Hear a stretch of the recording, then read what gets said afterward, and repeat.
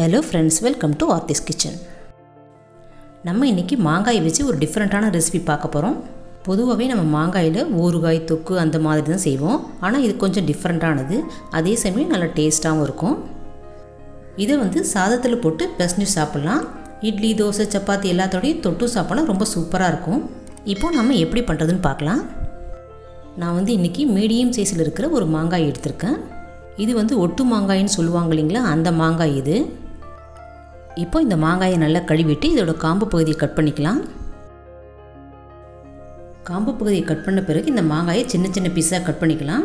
தோலெல்லாம் எடுக்கணுங்கிற அவசியம் இல்லைங்க. உங்களுக்கு தோல் வேண்டான்னு நீங்கள் நினச்சிங்கன்னா ஒரு பீலரால் தோலை எடுத்துகிட்டு கூட யூஸ் பண்ணலாம். இந்த மாங்காயில் பார்த்திங்கன்னா அவ்வளோவா புளிப்பு இல்லை. இந்த மாதிரி புளிப்பு அதிகமாக இல்லாத மாங்காயில் செஞ்சால் ரொம்ப நல்லாயிருக்கும் இது. இப்போ இந்த மாங்காயை சின்ன சின்ன பீஸஸாக கட் பண்ணிக்கலாம். இப்போ நம்ம மாங்காய் எல்லாத்தையும் கட் பண்ணியாச்சு. இப்போ கட் பண்ண மாங்காயை அளந்து ஒரு மிக்ஸி ஜாரில் சேர்த்துக்கலாம். நான் இங்கே 1 கப் அளவு மாங்காயை அளந்து சேர்த்துருக்கேன். உங்கள் வீட்டில் என்ன கப் இருக்கோ அதால் அளந்து சேர்த்துக்கோங்க. அடுத்தது மாங்காய் அளந்து அதே கப்பாளி 1/2 கப் அளவு தேங்காயும் கட் பண்ணி சேர்த்துக்கோங்க. அடுத்தது மாங்காயோட புளிப்புக்கு தகுந்த மாதிரி காரம் சேர்த்துக்கோங்க. இந்த மாங்காய் அவ்வளோவா புளிக்கலை, அதனால் ஒரு காய்ந்த மிளகாய், ஒரு பச்சை மிளகாய் நான் சேர்த்துக்கிறேன். அடுத்தது ஒரு சின்ன துண்டு இஞ்சி சேர்த்துக்கோங்க. அடுத்தது ஒரு சின்ன வெங்காயம் தோலை உரிச்சிட்டு சேர்த்துக்கோங்க.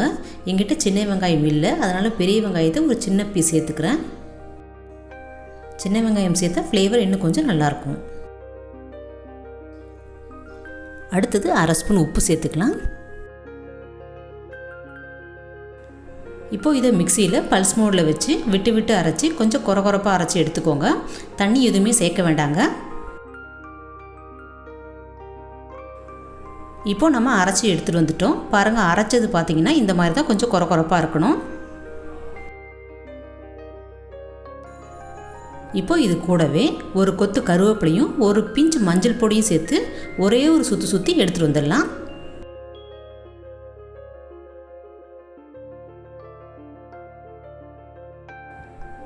பாருங்கள், நம்ம அரைச்சி எடுத்துகிட்டு வந்தது இந்த மாதிரி தான் இருக்கணும்.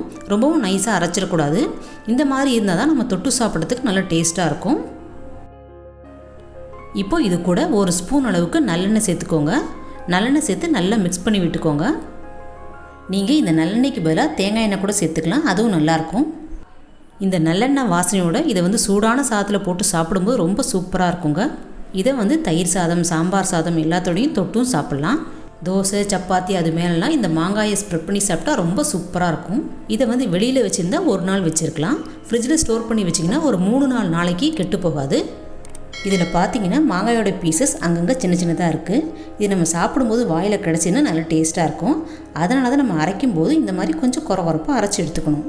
நீங்களும் மாங்காயை வச்சு இந்த டிஃப்ரெண்ட்டான அதே சமயம் நல்ல டேஸ்ட்டான இந்த ரெசிபியை செஞ்சு பாருங்கள். செஞ்சு பார்த்துட்டு எப்படி இருந்துன்னு உங்கள் ஃபீட்பேக்கை கமெண்ட்ஸில் சொல்லுங்கள். பிடிச்சிருந்தால் லைக் பண்ணுங்கள், ஷேர் பண்ணுங்கள். மறக்காமல் ஆர்த்திஸ் கிச்சனை சப்ஸ்கிரைப் பண்ணி வச்சுக்கோங்க. தேங்க்யூ.